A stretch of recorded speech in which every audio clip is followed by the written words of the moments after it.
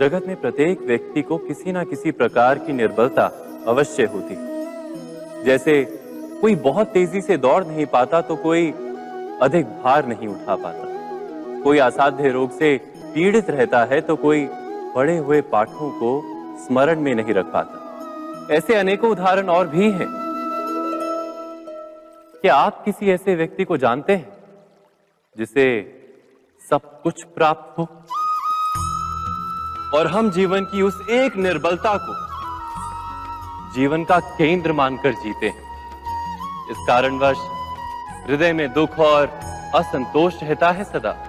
निर्बलता मनुष्य को जन्म से अथवा संजोग से प्राप्त होती है, किंतु उस निर्बलता को मनुष्य का मन अपनी मर्यादा बना लेता है। किंतु कुछ व्यक्ति ऐसे भी होते हैं जो अपने पुरुषार्थ और श्रम से उस निर्बलता को पराजित कर देते हैं। क्या भेद है उनमें और अन्य लोगों में? क्या आपने कभी विचार किया है? सरल सा उत्तर है इसका। जो व्यक्ति निर्बलता से पराजित नहीं होता, जो पुरुषार्थ करने का साहस रखता है हृदय में, वो निर्बलता को पार कर जाता है। अर्थात निर्बलता अवश्य ईश्वर देता है, किंतु मर्यादा मनुष्य का मन ही निर्मित करता है। स्वयं विचार कीजिए।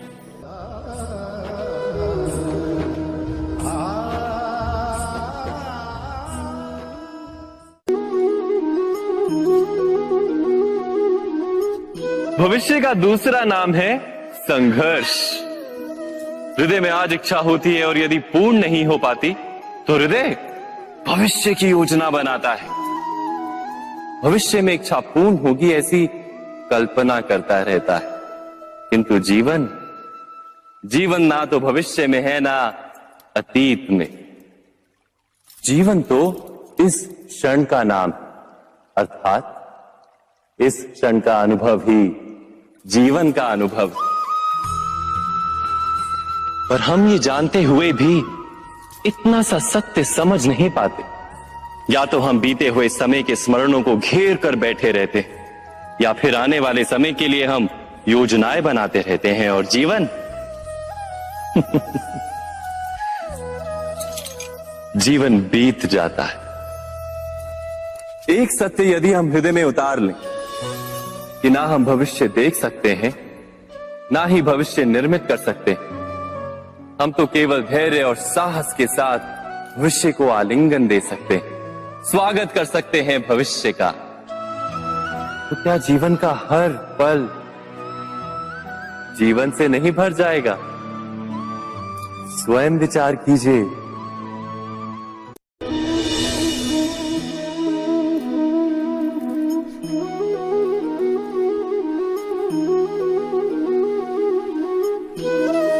ज्ञान प्राप्ति सदा ही समर्पण से होती है, ये हम सब जानते हैं। किंतु समर्पण का वास्तविक महत्व क्या है? क्या हमने कभी विचार किया? मनुष्य का मन सदा ही ज्ञान प्राप्ति में विभिन्न बाधाओं को उत्पन्न करता है। कभी किसी अन्य विद्यार्थी से ईर्ष्या हो जाती है, कभी पढ़ाए हुए पाठों पर संदेह जन्मता है और कभी गुरु द्वारा दिया गया दंड मन को अहंकार से भर देता है। नहीं, क्या ऐसा नहीं होता? न जाने कैसे कैसे विचार मन को भटकाते हैं और मन की इसी अयोग्य स्थिति के कारण हम ज्ञान प्राप्त नहीं कर पाते। मन की योग्य स्थिति केवल समर्पण से निर्मित होती है। समर्पण मनुष्य के अहंकार का नाश करता है। ईर्ष्या, महत्वाकांक्षा आदि भावनाओं को दूर कर हृदय को शांत करता है और मन को एकाग्र करता है। वास्तव में ईश्वर की सृष्टि में ना ज्ञान की मर्यादा है, ना ज्ञानियों की। गुरु दत्तात्रेय ने तो गाय और श्वान से भी ज्ञान प्राप्त कर लिया था। अर्थात विषय ब्रह्म ज्ञान का हो या जीवन के ज्ञान का या गुरुकुल में प्राप्त होने वाले ज्ञान का, उसकी प्राप्ति के लिए गुरु से अधिक महत्व है उस गुरु के प्रति हमारा समर्पण। क्या ये सत्य नहीं?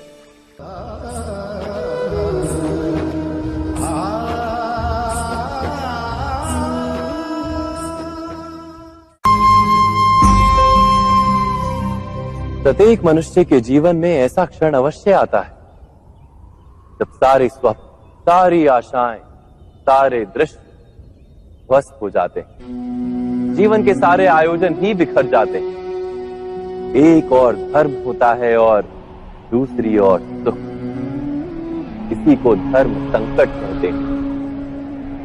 जब धर्म का वहन ही संकट हो और धर्म का त्याग ही सुख हो। विचार कीजिए, कभी किसी स्वजन के विरुद्ध सत्य बोलने का अवसर प्राप्त हो जाता है, कभी ठीक दरिद्रता के समय सरलता से चोरी करने का मार्ग प्राप्त हो जाता है, कभी किसी शक्तिशाली राजनेता या राजा के कर्मचारी का अधर्म प्रकट हो जाता है। सबके जीवन में ऐसी घटना बनती ही रहती है। अधिकतर लोग ऐसे किसी क्षण को धर्म संकट के रूप में जान ही नहीं पाते।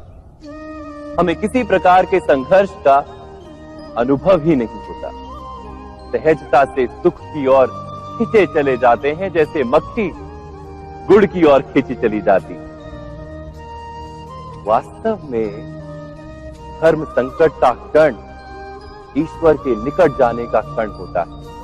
यदि हम संघर्षों से भयभीत ना हो, सुख की ओर आकर्षित ना हो, अपने धर्म पर दृढ़ रहे, तो ईश्वर का साक्षात्कार दूर नहीं।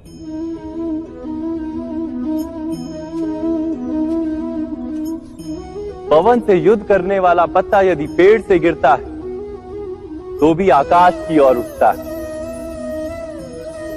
पवन से झुकने वाली घास वहीं भूमि पर रह जाती। अर्थात धर्म संकट से यदि हम संकट को ही टाल दें तो सुख तो मिलता है, जीवन बढ़ता है, किंतु क्या चरित्र नहीं टूटता? क्या आत्मा दरिद्र नहीं हो जाती? क्या ईश्वर से अंतर नहीं हो जाता? स्वयं विचार किए। दो व्यक्ति जब निकट आते हैं तो एक दूसरे के लिए सीमाएं और मर्यादाएं निर्मित करने का प्रयत्न अवश्य करते हैं। हम यदि सारे संबंधों पर विचार करें तो देखेंगे कि इन सारे संबंधों का आधार यही सीमाएं हैं जो हम दूसरों के लिए निर्मित करते हैं। और यदि अनजाने में भी कोई अन्य व्यक्ति इन सीमाओं को तोड़ता है तो उसी क्षण हमारा हृदय क्रोध से भर जाता है। इन सीमाओं का वास्तविक रूप क्या है? क्या हमने कभी विचार किया? सीमाओं के द्वारा हम दूसरे व्यक्ति को निर्णय करने की अनुमति नहीं देते। अपना निर्णय उस व्यक्ति पर थोपते हैं, अर्थात किसी की स्वतंत्रता का अस्वीकार करते हैं हम। और जब स्वतंत्रता का अस्वीकार किया जाता है तो उसका हृदय दुख से भर जाता है। और जब वो सीमाओं को तोड़ता है तो हमारा हृदय क्रोध से भर जाता है। क्या ऐसा नहीं होता?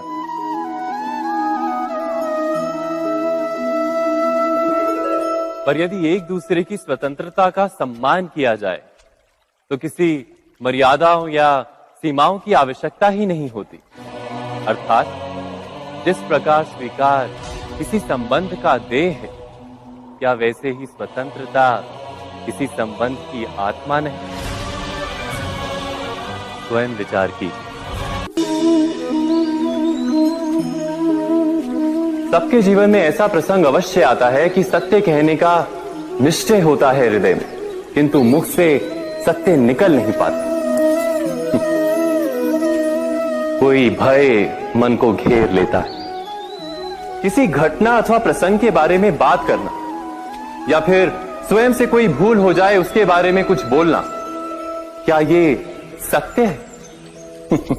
नहीं, ये तो केवल तथ्य है।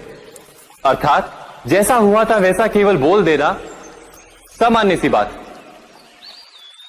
किंतु कभी कभी उस तथ्य को बोलते हुए भी भय लगता है। कदाचित किसी दूसरे की भावनाओं का विचार आता है मन।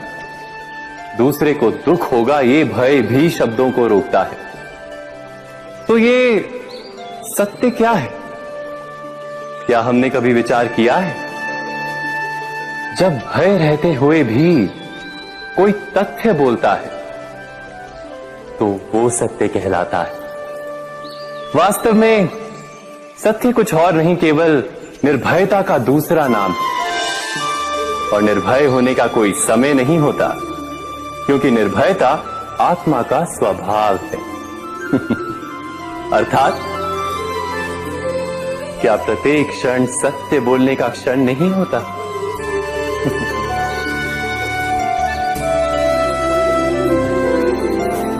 स्वयं विचार कीजिए।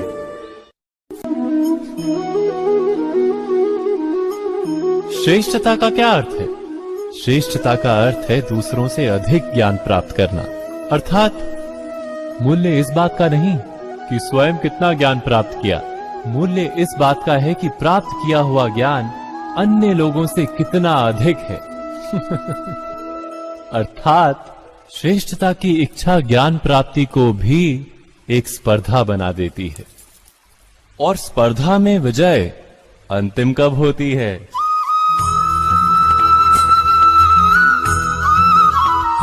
कुछ समय के लिए तो श्रेष्ठ बना जा सकता है, किंतु सदा के लिए कोई श्रेष्ठ नहीं रह पाता। फिर वही असंतोष, पीड़ा और संघर्ष जन्म लेता है। किंतु श्रेष्ठ बनने के बदले यदि उत्तम बनने का प्रयत्न करें तो क्या होगा?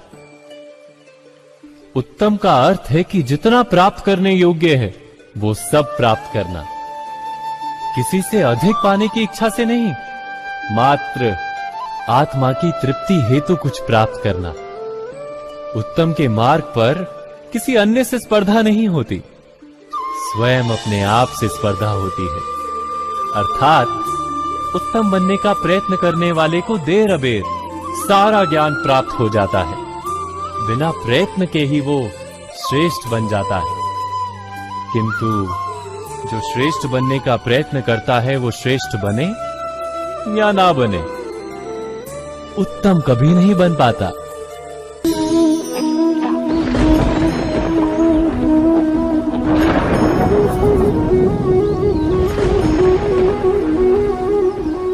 सपनों और पूर्वाभासों के आधार पर हम भविष्य के सुख दुख की कल्पना करते हैं। भविष्य के दुख का कारण दूर करने के लिए हम आज योजना बनाते हैं। किंतु कल के संकट को आज निर्मूल करने से हमें लाभ मिलता है या हानि पहुंचती है? ये प्रश्न हम कभी नहीं करते। सत्य तो ये है कि संकट और उसका निवारण साथ जन से, व्यक्ति के लिए भी और सृष्टि के लिए भी। नहीं, आप अपने भूतकाल का स्मरण कीजिए, इतिहास को देखिए। आप तुरंत ही ये जान पाएंगे कि जब जब संकट आता है तब तब उसका निवारण करने वाली शक्ति भी जन्म लेती है।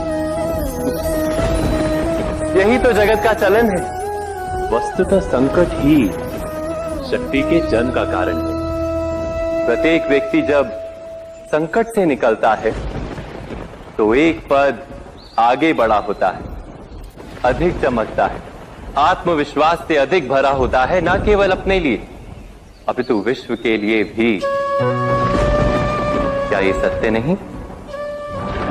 वास्तव में संकट का जन्म है एक अवसर का जन्म, अपने आप को बदलने का, अपने विचारों को ऊंचाई पर करने का अवसर, अपनी आत्मा को बलवान और ज्ञान मंडित बनाने का अवसर। जो ये कर पाता है उसे कोई संकट नहीं होता, किंतु जो ये नहीं कर पाता वो तो स्वयं एक संकट है विश्व के लिए। विचार कीजिए।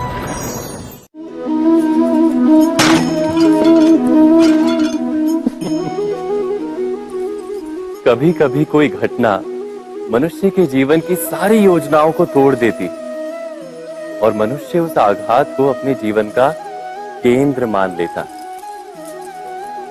पर क्या भविष्य मनुष्य की योजनाओं के आधार पर निर्मित होते हैं? नहीं। जिस प्रकार किसी ऊंचे पर्वत पर सर्वप्रथम चढ़ने वाला उस पर्वत की तलाई में बैठकर जो योजना बनाता है, क्या वही योजना उसे उस पर्वत की चोटी तक पहुंचाती है? नहीं। वास्तव में वो जैसे जैसे ऊपर चढ़ता है वैसे वैसे उसे नई नई चुनौतियां, नई नई विडंबनाएं, नए नए अवरोध मिलते हैं। प्रत्येक पद पर वो अपने अगले पद का निर्णय करता है। प्रत्येक पद पर उसे अपनी योजनाओं को बदलना पड़ता है। कहीं पुरानी योजना उसे खाई में ना ढकेल दे। वो पर्वत को अपने योग्य नहीं बना पाता, केवल स्वयं को पर्वत के योग्य बना सकता है। क्या जीवन के साथ भी ऐसा ही नहीं?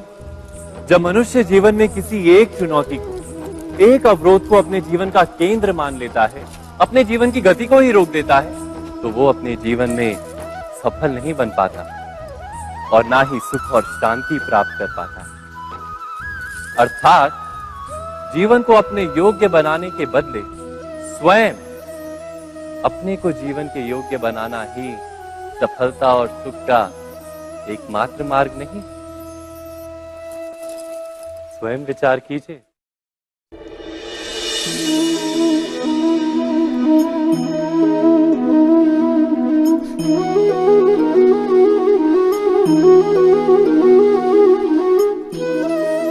जीवन का हर क्षण निर्णय का क्षण होता है।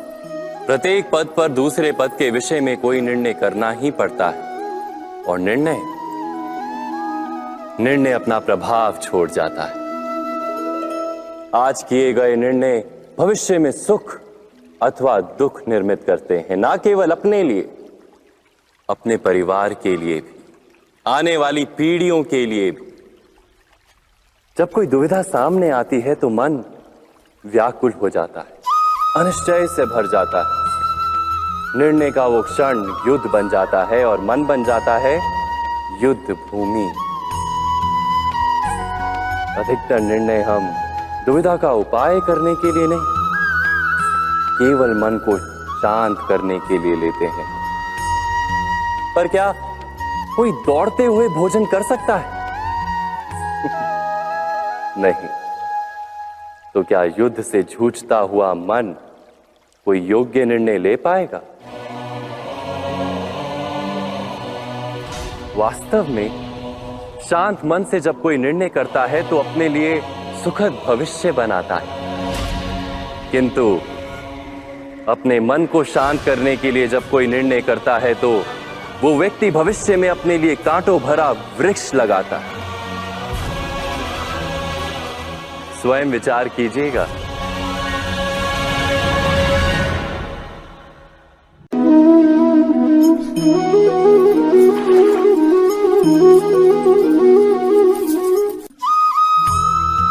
जीवन में आने वाले संघर्षों के लिए जब मनुष्य स्वयं को योग्य नहीं मानता, जब उसे अपने ही बल पर विश्वास नहीं रहता, तब वो सद्गुणों को त्याग कर दुर्गुणों को अपनाता है।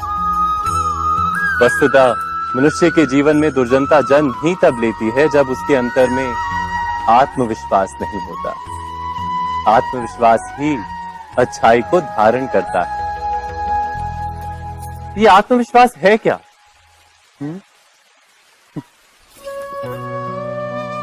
जब मनुष्य ये मानता है कि जीवन का संघर्ष उसे दुर्बल बनाता है, तो उसे अपने ऊपर विश्वास नहीं रहता। वो संघर्ष के पार जाने के बदले संघर्ष से छूटने के उपाय ढूंढने लगता है। किंतु जब वो ये समझता है कि ये संघर्ष उसे अधिक शक्तिशाली बनाते हैं, ठीक जैसे व्यायाम करने से देह की शक्ति बढ़ती, तो प्रत्येक संघर्ष के साथ उसका उत्साह बढ़ता है। अर्थात आत्मविश्वास और कुछ भी नहीं, मन की स्थिति, जीवन को देखने का दृष्टिकोण मात्र है। और जीवन का दृष्टिकोण तो मनुष्य के अपने वश में होता है। स्वयं विचार कीजिए।